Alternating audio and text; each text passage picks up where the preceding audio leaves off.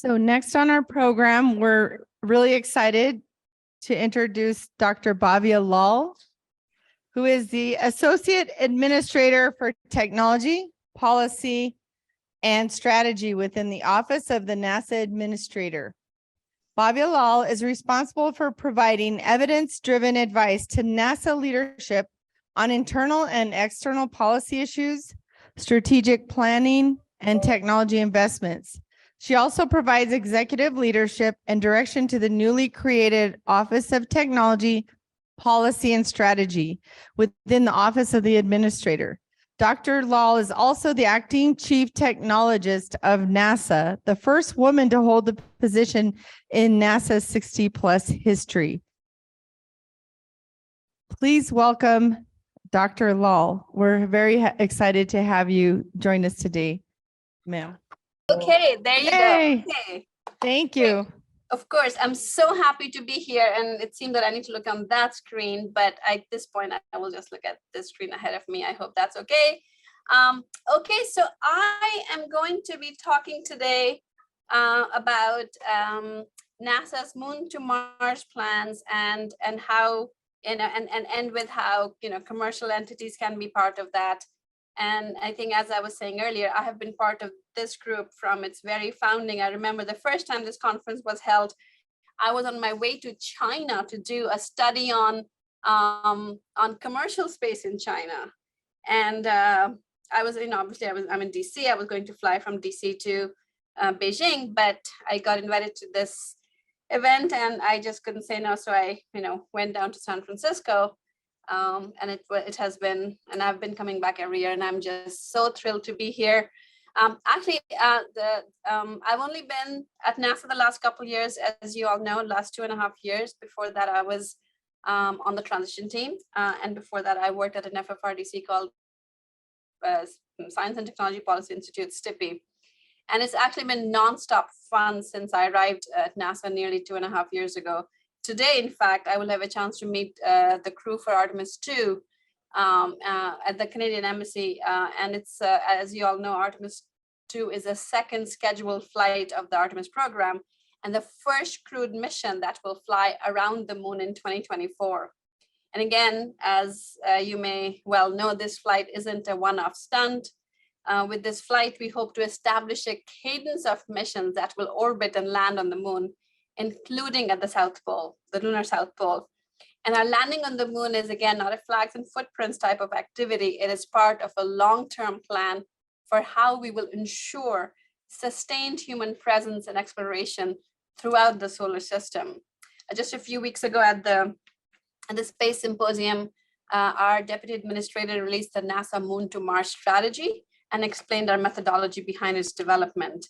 Every administration has put a stamp on our human exploration plan.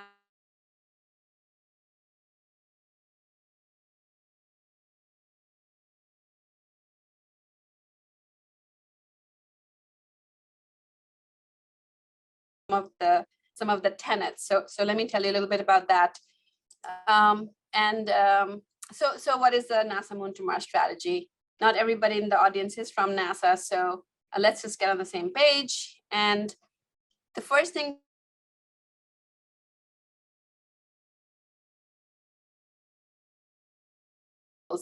one is, instead of a capability-based approach, which consists of building elements and capabilities first, we are pursuing an approach where the objectives guide the work, in which top-level goals guide the integrated plan to meet them. The objective-based approach looks to the future and codifies an envisioned long-term state, sort of the what in a systems engineering process. This distinction is actually relevant. For example, in a capabilities-based approach, insufficient funding results in a level of effort activity, means we just pick some individual elements to fund to the limits of the budget. In the objective-based approach, funding limitations are strategically prioritized according to the big picture architecture with an eye towards the clearly articulated vision. So it kind of keeps us on track, even in times of funding shifts. The second principle is what our deputy administrator calls architecting from the right and executing from the left. Architecting from the right means work backwards from the defined goals and establish a complete set of elements that will be required for success. Execute from the left means to execute developments of all of these elements in a regular fashion, integrating as you move forward from the left according to the established architecture. For the Moon to Mars strategy, the first step in architecting from the right was to establish the blueprint vision and identify the goals and top-level objectives to achieve that vision. And I will talk about those in a bit. Third, and this is the third principle, we want to establish constancy of purpose. And again, as you know, every time there's been a change in administration, we have, made this big shift. We're going to the moon, we're going to Mars, we're going to an asteroid, we're going to back to the moon, back to Mars. So we can't be, given all of the geopolitical constraints, given how much we want to accomplish in our human exploration program, we really cannot be doing that. So once our strategy is documented with clarity, all of the overall endeavor has to remain consistent and resilient over time for all stakeholders, including industry, academia, international partners, government, and the NASA workforce. The idea, it's a simple idea, it's to stick with a plan. Note though, constancy does not preclude change. New technical insights, new minds, new discoveries, all of that can influence the endeavor. However, recommended changes must undergo the same rigor the original architecture underwent. Changes cannot be arbitrary. The fourth principle, and again, it should come to you as no surprise, is unity of purpose. A house divided against itself cannot stand. Ideally, the workforce, and again, I don't just mean the NASA workforce, but the broader aerospace workforce, is working to the same drum beat and speaking the same language. Everyone inside and outside the agency should understand and be able to articulate the vision, the goals, and objectives.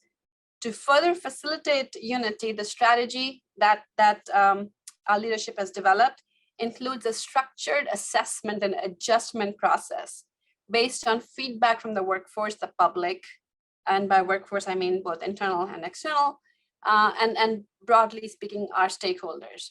By understanding how the plan is developed and updated, if you are concerned with the particular aspect of the architecture, you will know exactly how to engage in the improvement process, rather than simply expressing your discontent by promoting an individual version of the plan.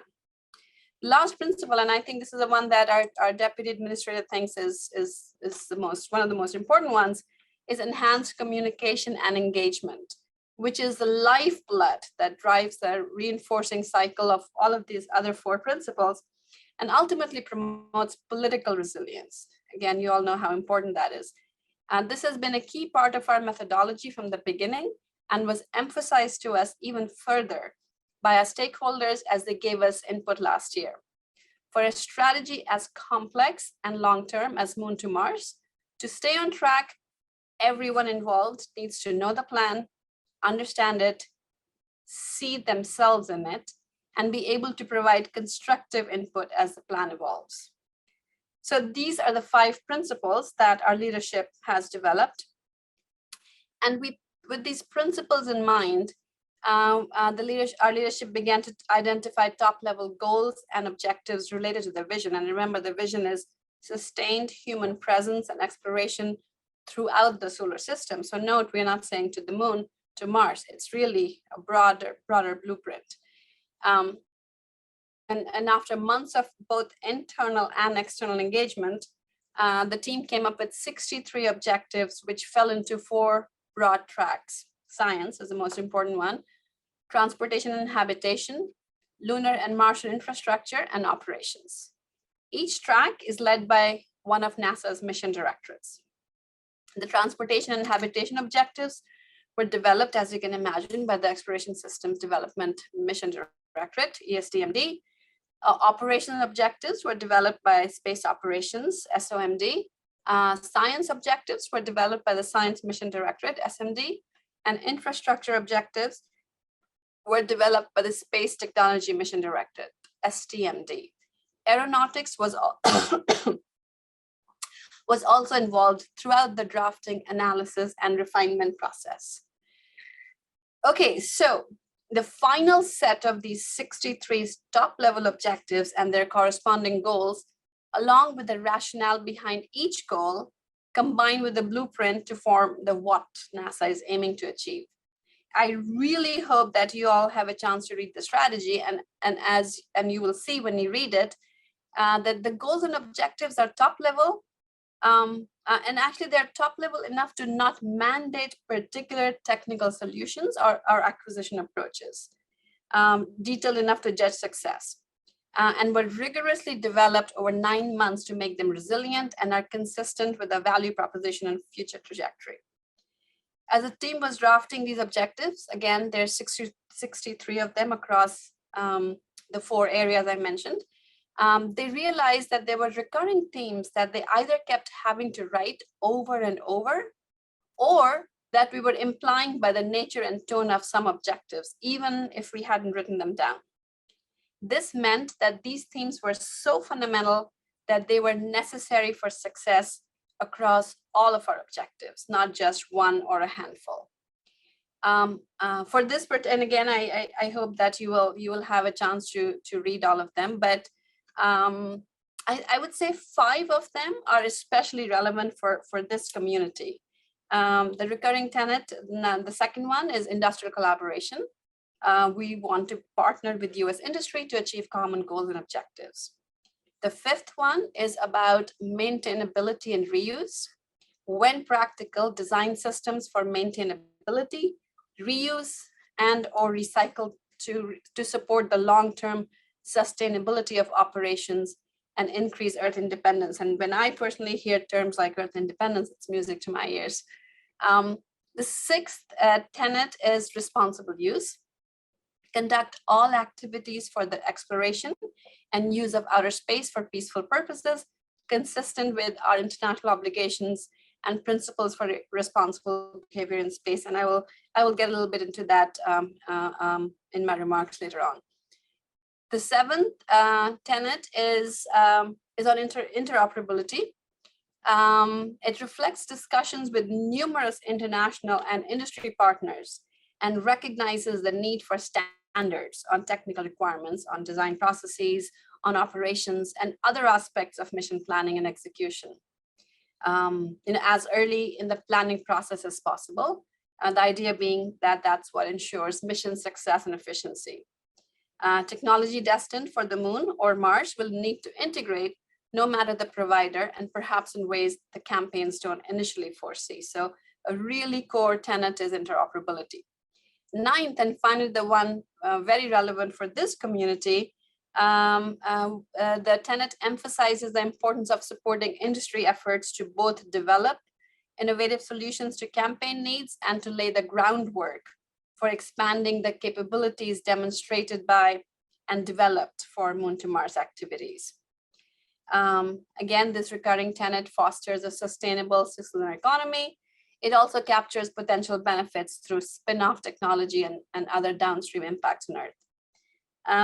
So again, I'm trying to give you big pieces of the strategy. We don't have time to go through all the 63 objectives, but I want to note that there are multiple references among them to the idea of observing, obtaining, and using resources on the moon that span science, operations, and commercialization objectives. For example, in applied science, an objective is to, and again, I'm not going to go through all 63 objectives here. I'm going to mention 2 or 3 that I think are on point with respect to some things that I think we all think are very important to do on the moon. So one objective is to characterize accessible lunar and Martian resources, gather scientific research data, and analyze potential reserves to satisfy S&T objectives and enable in situ resource utilization ISRU on successive missions. So that's applied science. This goal is repeated in the operations section as well. Basically, characterize accessible resources, gather data, analyze potential reserves, and enable use of resources in successive missions. So again, something that is really important for not just science, but also operations.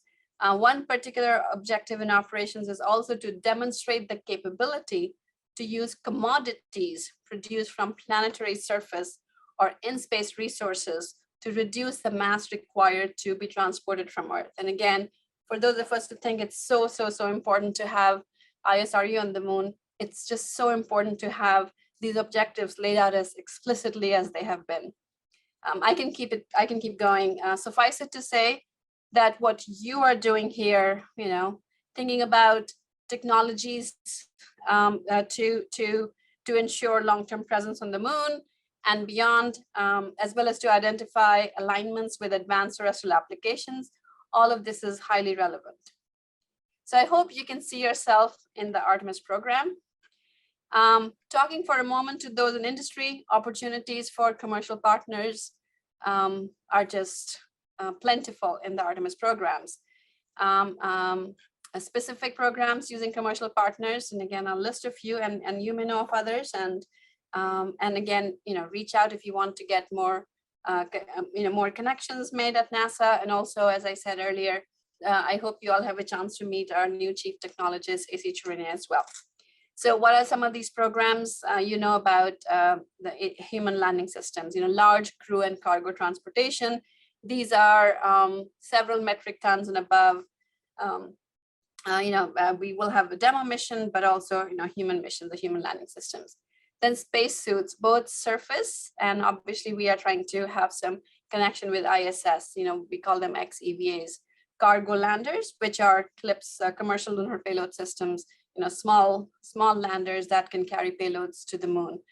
Surface mobility, lunar terrain vehicle, LTV, telecom, commercial in-space services. These are some of these things that are being talked about in NASA. Infrastructure, Gateway is an example of that. Surface power for 10 to 50 kilowatt range. And we are here looking not just at solar power, but also fission surface power. And then programs like the Tipping Point program are helping to do tech maturation, including technologies such as resource utilization. And then, of course, we have gateway logistics services and in-space transportation.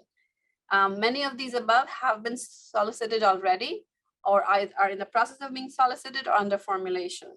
Many of these are also looking at fixed price services contracts. And I really hope that you all will reach out to your colleagues at NASA to discuss ideas that you have in ensuring our success as a nation and frankly, all of humanity. NASA has an important role here on the ISRU front alone. NASA could, and again, these are discussions underway. We could commit to purchasing lunar resources, basically provide a demand signal. Second, we could support commercial development of ISRU technology, something we are doing already and we can do more of. The third is we could prioritize demonstrations of use cases. And again, there's always competing demands on our funding, but we do need to be keeping on thinking about, where is it that we need to put our resources to grow certain market sections. And then support a commercial prospecting campaign for lunar volatiles. There's many others. And on the surface, they all sound really good, but may need a deeper evaluation. And actually with that point, I want to tell you a little bit about the office that I'm part of, because that deeper evaluation is what we do. I think we've stolen, I think, a statement attributed to Edward Deming, in God we trust, all others bring data. So we are the data-driven office at NASA. We were created by the administrator to provide strategic advice and conduct unbiased and rigorously researched studies. We report directly to the deputy administrator. As I said earlier, our office also includes our newly hired agency chief technologist. A few weeks ago, we published the first study that we know of that investigates a landscape of orbital debris remediation methods and uses a common framework to rigorously compare the costs and benefits of several debris remediation approaches. Another report published last year, and one that we are refining a bit more, surfaces policy issues that we are likely to encounter in our Artemis campaign. and identifies approaches on how to respond to them. So one example would be, again, we've been talking a little bit about infrastructure. Building infrastructure on, let's say, the moon is actually a massive task. As you know, again, just an example, there are a limited number of areas around the lunar South Pole that have many of these characteristics needed to meet our goals. Areas with high percent of sunlight, near permanently shadowed regions in craters, having the ability to have consistent direct-to-earth communications, directly accessible from gateway. And many different actors are interested in sending missions to these areas. So we will need coordination and communication with all of these parties to figure out how to responsibly do this. We don't want to be landing on top of each other or blowing so much plume that we are interfering with each other's operations. We need to coordinate with our interagency partners because NASA isn't the only entity. Commercial partners is all these wonderful private companies that want to do that want to do things on the lunar South Pole. Artemis Accord partners, JAXA, ESA, CSA, and others, and actually even adversaries. So this is what we think about. How do you work through some of these challenges? And there's no other place at NASA that thinks about policy issues as deeply as we do. And we do it as analysts and analytically, not as advocates. So I would like to end by saying, are there any analyses that you'd like us to be thinking about? Yeah, you know how to reach me. I look forward to seeing the results of this workshop. I know that the Moon to Mars objectives that NASA has been working on provide you with the headwind in these conversations. So let me close out by quoting Administrator Nelson. He says, "We return to the moon to stay, to learn and to live and to create, to do incredible science we can do nowhere else, to continue to build our nation's capabilities in space, creating positive effects on our economy, our security, and our daily lives.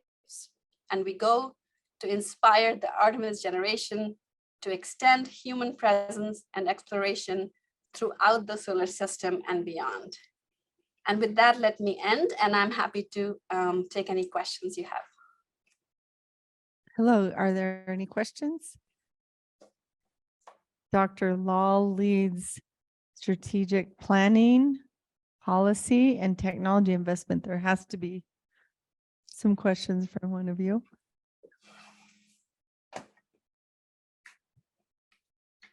It's been exciting to see your progress through leading this group, Dr. Lal, I'll have to say. It's been a lot of fun. Again, if there's no questions right now, no worries. You all know how to reach me. So actually, we have a couple there. So we have them up at the microphone facing the camera, which hopefully you could see them, but they'll introduce themselves. Bhavya, Bruce Bacon, good to see you again. Can you hear? Bhavya, Bruce Cahan, great to see you again. Thanks for Hi, coming Bruce. virtually. The food's been great. You've missed that. Casey is a great host. The question would be, we've talked a lot about STEM and workforce development already. And I wonder, in some of the research I've done at Stanford, we're looking at the hidden figures of inventors, obviously prompted by the movie, but there's lots of hidden figures. I just wonder what you think NASA can do to resurrect the missing chapters in our high school history books that featured who invented GPS, Wi-Fi, color TV. Wow, that's a great question, Bruce. And I will be honest, I do not know who at NASA is working on that. I know that this is a priority for our administrator to make sure that contributions of our those who came before us are recognized. We have a vibrant history office, and I think what I could do is I can A, find out the answer to your question, and B, if nobody's working on this, I can make sure that they are. So Brian Odom is the head of our history office, and he's wonderful. I am sure he would be happy to take point on things, some of this historical work. And actually, to a point that I made earlier, I think it isn't enough just to do the work. I think it really is important to get the word out. So, the movie did more than anything any NASA report would have done. So maybe something to think about. Thank you. Thank you for the support. The reason I raise it is it's a way to combat imposter syndrome among minority groups who don't think they can be part of the Space Force or the space adventure. So showing that there were history of folk who look like them might be really helpful. Absolutely. 100% agree. As somebody who continues to suffer from imposter syndrome, I personally identify with that as well. Hello, Dr. Lal. My name is Dr. Quint Duden. I work for Space Logistics. I've followed your work for a while. I admire you much. My question is related to a big focus area in this, and we're about to have a working group on it, and that is OSAM. And I'm sure it's part of your 60+ objectives. But my question is, what comes to your mind first, or what are you most passionate about, the enabler that OSAM provides, not just Artemis, but our abilities going to Mars? Wow, great question. So for going to Mars or kind of deep space, the one application that comes most urgently to mind is a deep space servicer. We will be going to Mars, for a 2 to 3 year round trip. We cannot anticipate every problem that will hit us. We need the technology to be able to service in real time, to additively manufacture what's needed. And there is effort underway at NASA to kind of think about this concept of a deep space servicer. So that's one that I would say comes most quickly to mind.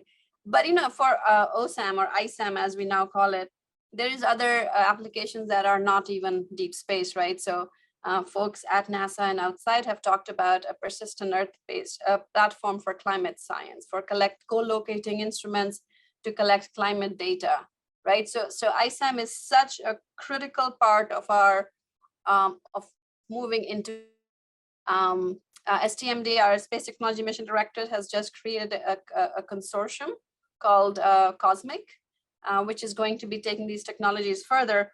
Although I think one thing that is absolutely needed is a mission pull. I think ISAM is stuck in a chicken and egg problem where, because there is no mission pull, technology development has been slower. So I feel that same way about space nuclear power as well. We haven't decided if we're going to Mars with nuclear, which is why our investment in nuclear has been sort of starts and stops and dribs and drabs. I think we need a mission pull before we can really scale up investment in these important areas, like, whether it's ISAM or, nuclear power, these enablers of our going deeper into space.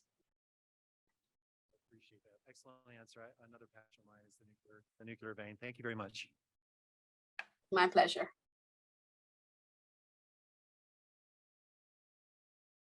Dr. Lal, thank you very much for joining us. And we'll just keep hoping that, I know your schedule is pretty crazy, but we'll just keep hoping each year that we can see you in person and you can have some blue corn tortilla enchiladas that we just had for lunch live. So I'm going to try and entice you with the food for next year. I am all in. So yeah, keep reminding me. Thank you so much. Hey, thanks for inviting me again. I hope your conference is going super well. And I'm eager to see the summary and the notes and how your agenda forward. Thanks again. Bye-bye. Right. And we see you as definitely a key part. Bye-bye.